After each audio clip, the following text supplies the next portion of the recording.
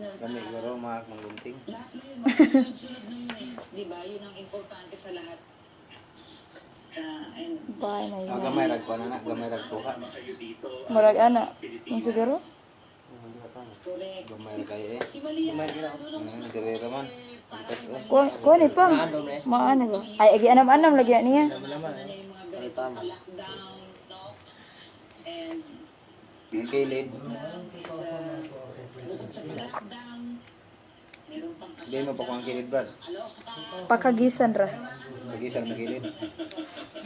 Ako nang ikuan ba? Kaniyang isig kakilid. Kung pwede po, ano pong mensahe ninyo para sa mami ninyo this coming Mother's Day? Unya na tong design ka ko nagma. Charot. Ano yung design mo na rin? May Alzheimer si nanay. So, nasa kwarto na lang siya. Ang wish ko, Ngayon, hindi ka kawan, Brad. Lingin nun, kaguho. Ngayon, good ka na mo palaki ko. Maingon na tong uyab na kinsawang ka. Pinakita sa amin na, kasi ang nanay ko parang hindi yan palatawa yan Ngayon, mong konsensya. ako ramdam Dito. na ramdam ko yung hirap na pinagdadaanan mo, pero sa harap namin never kang naging mahina.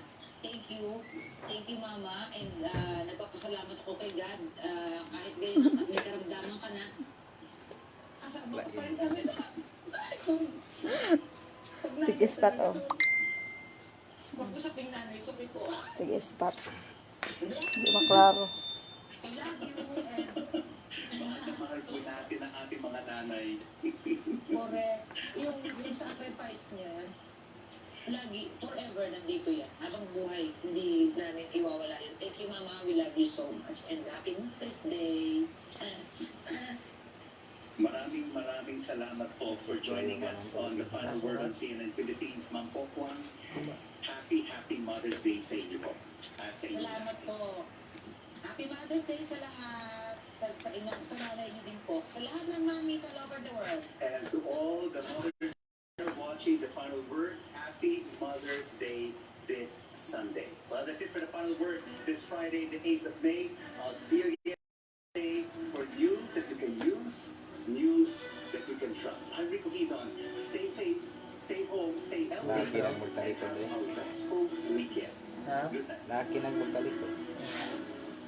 Di ang good sayang. Ayaw sayang, boy.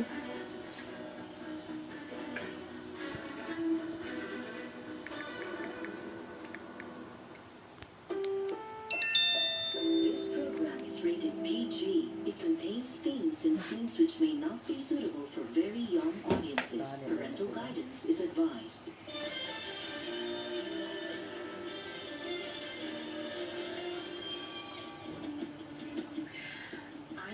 Cabelos, when the world is standing together while keeping apart, it is not politics as usual. Many of us mothers are looking forward to our special day this weekend, and I'm sure many of you will agree it's going to be different but more meaningful this year. So today we're dedicating the program to all mothers to celebrate moms, motherhood, and maternal bonds. There are so many mothers out there who are on the front lines of this pandemic. They are risking their lives to save others and to do what they know best, to care and to nurture.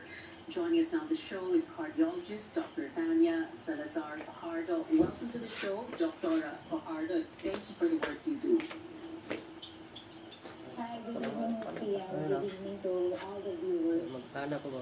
Bukod ba eh? I hope you're having a good Yes, good evening, Dr. Fajardo. You know, yes, Dr. I'm sure it's been a Magulo pa yan sa tag-iya. for you as a doctor in this pandemic in the last almost 2 months. Without, you know, lifting a novel or going on and on, what is your day like? Ayaw po na upawi. Pero sa panipiso ng aman. At times possible. Can you explain that? Yes, actually it has changed a lot. Nabo na. But lately it has Yan. been becoming better as compared when we started with this pandemic. So on a regular basis, we start our day with virtual or online conferences, meetings, and endorsements. Then you try to proceed and go to the hospitals and see your patients which right now takes a longer time to finish. Then you go about with your decontamination process before going home, and then the work doesn't end there.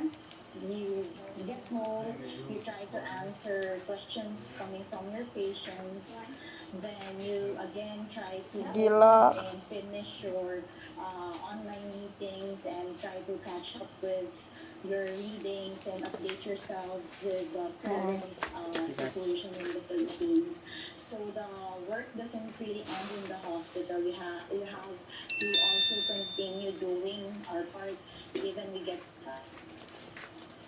home. So, and then on off days when you're not on duty, then that's the time that you also schedule Lupad your ang kutoy. patients for teleconsult, you answer their queries, and you try to give them the best care and help in situations like this.